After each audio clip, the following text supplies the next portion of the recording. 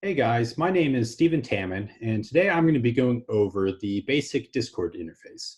Now, I'm going to apologize in advance. This video is going to be a little bit rambly since there's a lot to cover, but I'll try to leave timestamps down below to give you a general idea of the transition points. So the first thing I'm going to talk about is the column layout of the Discord interface. So over here on the far left, we have the list of servers. So each one of these is a different Discord server. Now, once you're on a given server, the next column here, so the second leftmost column, is a list of channels. So for example, this is one of the larger servers I'm on. This is a Discord server for a YouTube channel that I follow. There are many different channels, and channels can be either text, which have the number sign here, or voice channels, which have the volume icon. Now, text channels are what you would expect. You can have, text message, not text messages, but, people post text. You can also have images and links to videos and things like that. And the voice channels, like down here, are more like open telephone calls that you can join and leave at will. So on a server that I'm an admin on, for example, there's no one here. This is a much smaller server. If I click on the channel, then I can connect to it. Now, if someone else were on this channel, we'd be able to talk to each other almost as if it was a phone call.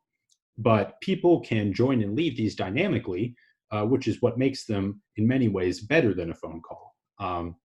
And so this feature of Discord is one of its main selling points. A lot of people who play video games use this for low latency communication over video games.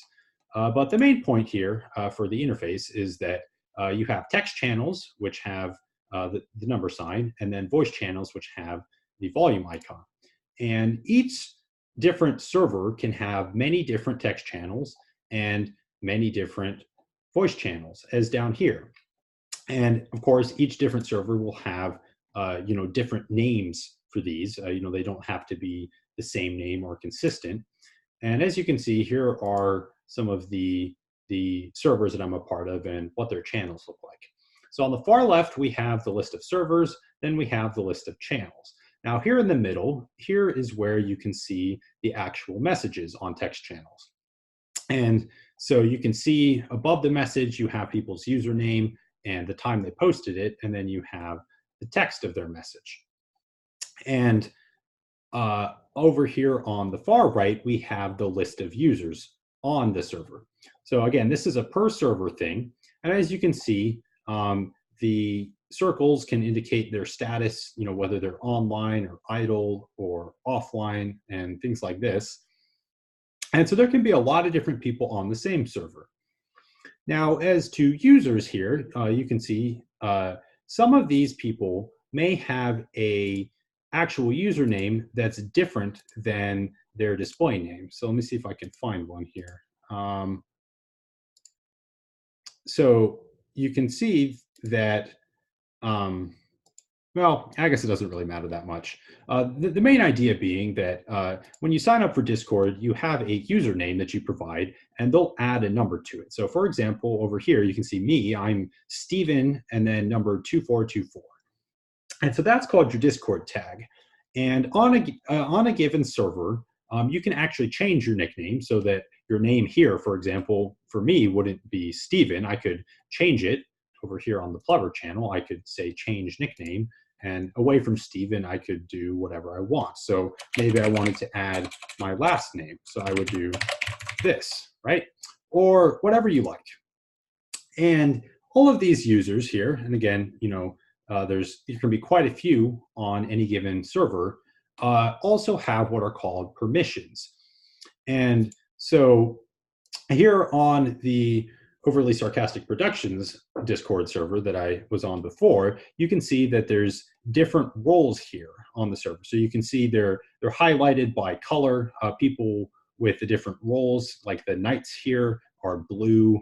And as you scroll down, you can see that there's here you have just the normal users. And what these roles let you do is they give more or less permissions. So people who have a higher permission can, for example, maybe edit posts or they're moderators or things like that. And so the roles are very useful for organizing the people on your Discord server. All right, so something else related to users while we're talking about users is that you can mention people. And so let's say I wanted to mention this guy, Admiral Meerkat. Well, I would start with in the text box down here, I'd start with the @ symbol, and then I would start typing.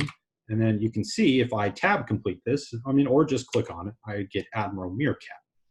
And so very similar to how this works on, say, Facebook, for example. When you mention someone, people will know that you're talking to them specifically, but they'll also get a notification about it. So depending on how you have your server notification settings, you may or may not be notified when someone posts on the server. But when someone mentions you like this, you will always get a notification. And so this is very useful for, again, discriminating between people in a conversation, because each given channel can have many different people in the chat. But it's also useful for getting people's attention if they might not otherwise check the channel very often.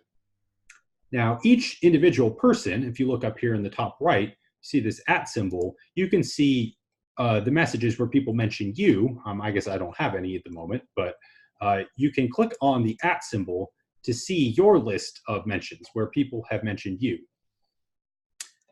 All right, so that's some stuff about users. And I guess it's worth pointing out that this column over here, so this fourth column, if you click on the icon that looks like a human, you can collapse this. And this is mostly useful if you have a narrower text. If you only want to take up half the screen, you have more room for text here, versus when we bring the members back, it shrinks that.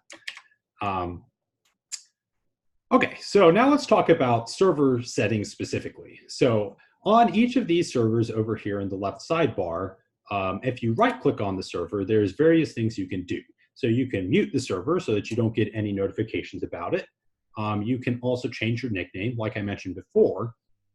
And if it's a server you have administrator privileges on, like this one for me, you can invite people to the server. So this is what it looks like. If you have friends on Discord, you can invite them, or you can get a link to invite people like we talked about in a previous video. And so these are things you can do on a per server level. Now, you don't always have to share a server with someone to be able to talk to them. Discord does have the concept of a friends list. So if you look over here at the very top left corner at the home button, when we click on home, we can go down here to friends. And so this is a list of people that I'm friends with on Discord. And over here at the top, you can, filter between only friends that are online or all friends or things like this. And with the concept of friends, Discord lets you direct message people. So you can have a text conversation very similar to, say, how you would message someone on Facebook or direct message someone on a forum, between individuals like this, but also groups of individuals. So as an example, this is a group that we used for a group projects in one of my classes. This was a databases class. And so we had a group chat here between me and 3 other people where we talked about the stuff for our group project. And it's not just text. So very similar to how you have text channels, you can actually also have a group call here, a voice call, or even a video call. And Discord supports these group-based activities, so group text or group messages. I guess Discord calls them direct messages, group calls and group video calls at up to 10 people at a time. And to do this, unfortunately, you have to be friends with them. And I say unfortunately, because if I go back here to a server and pull up the member list, depending on people's privacy settings, you might actually just be able to contact them directly. So if I right-click on someone's name, I can press call and just call them directly. Now, again, some people may disable that. So this is just if you share a server with them. Some people may have it set up so that you have to be friends with them before you do that. But to do these group activities, so like this chat here with 4 people in it, to add people to a chat like this, you have to be friends with them. And so this is very useful for if you know a certain subset of people on a server, and you want to talk to only some of them without having it be public for the entire server. All right, so that's direct messages. Um, I guess we talked about server-specific settings that you get from the right-click menu here. Discord itself also has a wider variety of app-specific settings. So if you come down to the bottom left and you click on the gear, this will bring you to the user setting. And there's things like you might expect. There's settings related to the microphone and the audio and cameras and things like that. Of particular note, I will talk about privacy. So up here, I'll talk about this in a separate video.